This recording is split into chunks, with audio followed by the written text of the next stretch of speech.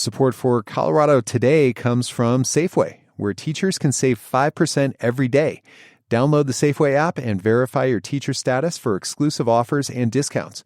Get started at Safeway.com or in the Safeway app. Support for Colorado Today comes from Credit Union of Colorado. With access to over 30,000 ATMs and a mobile app, they're dedicated to offering the services of a big bank with a heart. Learn more at honestlygood.org.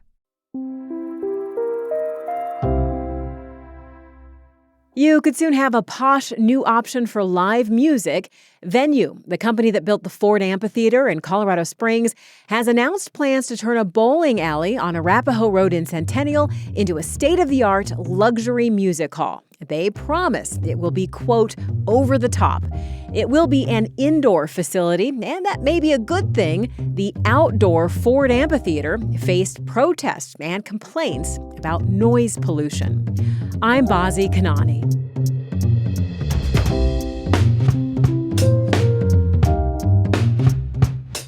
Coming up, Colorado's new immigrants now face a tough new question about whether to keep paying their taxes. Immigrants are afraid to stand outside and look for work, let alone put down a bunch of identifying information on a tax form. Then, what's new in Denver's housing market? That's actually a big increase from last year, 67% more than last March. We break down the numbers. Plus, Colorado could soon have a new law about gender-affirming care. Ultimately, passing this bill sends a powerful message.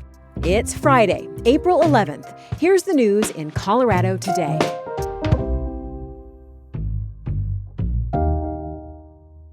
The IRS has agreed to send information about some filers to immigration authorities. This is a huge change in how tax records are used. For years, people who are undocumented have paid taxes in the U.S. with assurances that information would not be used to help deport them. Now, the Trump administration wants to use tax data explicitly for immigration enforcement. Denverite's Kevin Beatty is here to tell us about how one organization is helping ease people's fears about filing their taxes ahead of tax day on this Tuesday. Kevin, you visited the Dayton Street Day Labor Center. What do they do there? It's a place where people come to find work, particularly immigrants. And in the last few years, it's become a hub for people who need help applying for work authorization.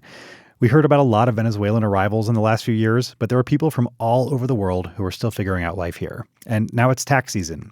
The Day Labor Center opened a tax clinic for the first time this year. What types of taxes do immigrants have to pay? The same as you and me, sales taxes and income taxes. And that goes for people who are here working with legal authorization and also those who are working here illegally. The IRS developed the individual taxpayer ID number back in the 90s. That's so they could still collect income taxes from people who got jobs with fake or borrowed IDs. And that means there are people who are still paying into social programs that may never benefit from them. One organization I spoke with estimates immigrants in Colorado pay over $40 million in state and local taxes each year, and that's immigrants of all statuses. Tax season is a stressful time for many people. I imagine that would be especially the case if you're still learning the language, don't understand the whole system. Has the Dayton Street Initiative, the tax clinic, seen a lot of people? Absolutely, but it took some time. I spoke to Kare Coyote, who organized the tax clinic. She said the labor center basically became a ghost town after ICE raids started after Trump took office. Immigrants were afraid to stand outside and look for work, let alone put down a bunch of identifying information on a tax form. So Coyote spent weeks calling people, one by one, trying to convince them to come back. They don't know what's going to come tomorrow. They don't know the outcome. Yeah. Despite the fact that we've been explaining to them that we are on their side, we're trying to support them as much as we can. So Coyote spent all that time on the phone calling people. Did it work? Did people come back to the tax clinic? Yeah, she said it did. The place was overflowing with people waiting for help. I met a guy from Mauritania. His name is Ndaye, and he's been working a job at Walmart. I don't think I have done anything wrong. I'm here to get a protection from the government. They already have my information through my work authorization. You heard Coyote there translating for him, and basically to sum it up, what he told me was, yes, people are scared, but we want to stay here, and we know we need to follow the law. And that's something Coyote repeated when I talked to her. The alternative, avoiding paying taxes, might put an even bigger target on people's backs. And that's because they don't want to be charged with tax evasion? That's right. People here are trying to stay in the country. Having a crime on their record would make that a lot harder. Sounds like a really complicated time and situation for a lot of immigrants right now. Thanks, Kevin. Thanks for having me. The spring is usually when the housing market picks up, and whether the season is off to a good start in Colorado depends on your perspective and where you live. In Colorado Springs, home prices jumped in March, but in the Denver area, Colorado's largest real estate market, a slower start. So, what's going on? Denverite's Andrew Kenny looked into the most recent housing numbers for the 11 counties that make up the metro Denver area. Andy, whether this is good news probably depends on whether you're looking to buy or looking to sell. In a way, yeah. It's also a bit of frustrating news. I'll explain in a second for both buyers and sellers. But let me start with two big numbers. Here's the big one. The number of homes on the market, this is like what we call active listings, at the end of March was a little under 10,000 single-family homes, townhomes, condos. And that's actually a big increase from last year, 67% more than last March. So there are a lot more homes for sale on a given day. That's kind of good news for buyers. The reason for that is homes are taking longer to sell. The typical listing was on the market about 18 days last month. That's almost twice as long as the year before. So more inventory sitting around for a bit longer. Does this mean homes are getting cheaper? No. And that's the frustrating part for the not. buyers that I was kind of alluding to. Because, yeah, cheap, still not a word we can use to describe home prices in Denver. I was just being optimistic there. Yeah, and it's all kind of relative. But that median sales price of a home in Metro Denver last month was still about $660,000, up a couple percentage points from the year before. Still a lot. Yeah. Basically, if you want to zoom out a little, prices spiked by a huge amount in 2022. Sticker shock, 30+% increase in prices, and then they've just kind of stayed at that high level. I talked about this with Amanda Snitker. She is a realtor in the metro area. We've had price stagnation. So we haven't seen a drastic price reduction, but we haven't seen prices grow. And obviously, when I'm talking about the metro area as a whole.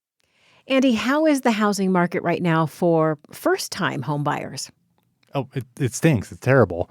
The two things are that if you want to get something under $300,000, used to be really a reasonable price. That's almost impossible now. I looked and there were 15 homes in the entire 11-county area that sold at that price point in 1 month out of, thousands and thousands of homes that were sold.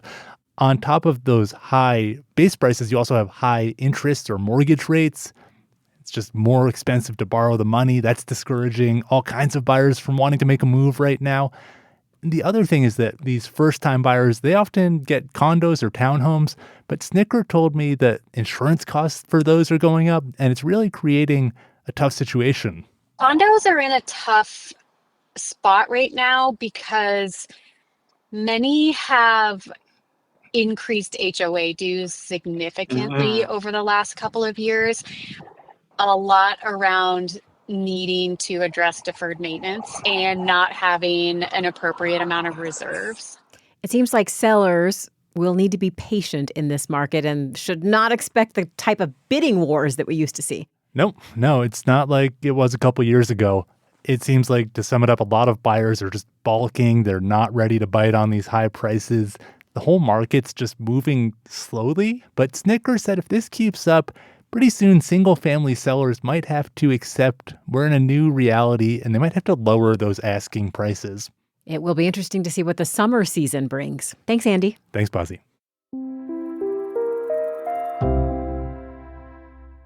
At a time when transgender rights and protections are being rolled back by the Trump administration, Colorado is doing something different.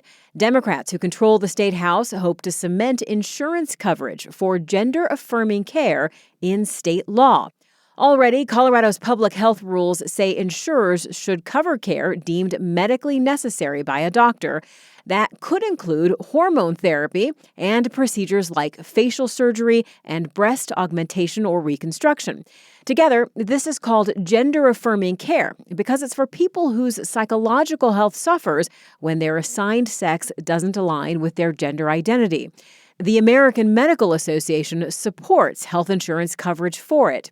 And a Colorado House bill would require that coverage by law. It's one of a number of proposals that aim to make life in Colorado easier and safer for trans people. The trans community is delighted that Democrats are ready to fight for their rights. Ashley Stahl runs the Queer Resource Space in the small western slope town of Newcastle. Frankly, it's a very scary time to be transgender. And so, the moments like that are what kind of fill your cup a little bit and give you hope. Representative Brianna Titone is Colorado's only trans lawmaker and sponsor of the health insurance bill. Ultimately, passing this bill sends a powerful message. It says that Colorado values all its residents and are committed to protecting their access to necessary health care. It says that we see you, that we support you. Colorado's Republican lawmakers are not supportive of the bill. Representative Dusty Johnson argues that many medical insurance plans leave out procedures like breast reductions or even cosmetic surgery for burn patients. She believes it's not fair that trans folks should automatically get medical procedures covered. We should not be playing the doctor and saying what is medically fit for one is an elective for another. And Representative Jarvis Caldwell is particularly concerned about surgical treatments for minors. I often get told, well, we're not doing this. This isn't happening. We're not doing genital surgical procedures on children. We're not doing breast reductions on children for gender-affirming care. Okay, then explain to me why this includes children and why when we run an amendment that says you must exclude children from these procedures and these health benefit care plans, you voted down that amendment. If it's not happening, why is it in the bill? The number of minors getting gender-affirming surgeries is very small, but it does occur. The bill has passed the state house and now moves on to the Senate. Ashley Stahl says passage couldn't come soon enough, though she's also afraid of how the Trump administration might react. She worries it could try to use federal funding to push its own restrictive agenda on transgender rights. If they're going to cut the source of money, it makes it really hard decisions for people, even people who want to support this community, because you want to support the LGBTQ plus community, but by doing that, if it's going to mean you can't support a bunch of other people who need help, that's a really hard decision to make. And I hope that we will have people who are willing to stand up and fight as much as they can on that, because that's going to be what is required to prevent it from happening. For more on this story, check out the latest episode of the Purplish podcast, also from CPR News. There's a link to Purplish in our show notes.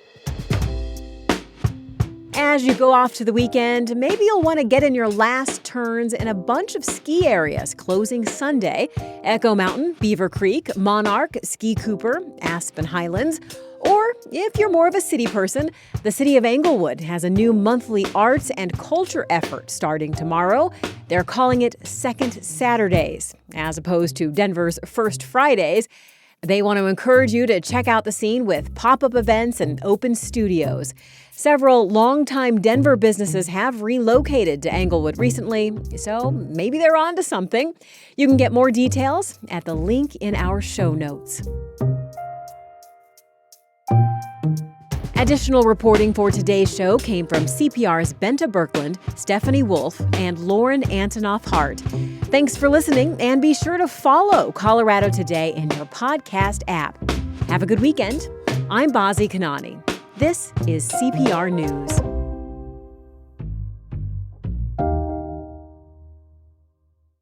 Support for Colorado Today comes from Credit Union of Colorado. With access to over 30,000 ATMs and a mobile app, they're dedicated to offering the services of a big bank with a heart. Learn more at honestlygood.org. Support for Colorado Today comes from Safeway. Get everything you need for your Easter celebration. Safeway makes it easy with spiral sliced ham, fresh spring flowers, and candy for your Easter baskets. Get started at Safeway.com or in the Safeway app.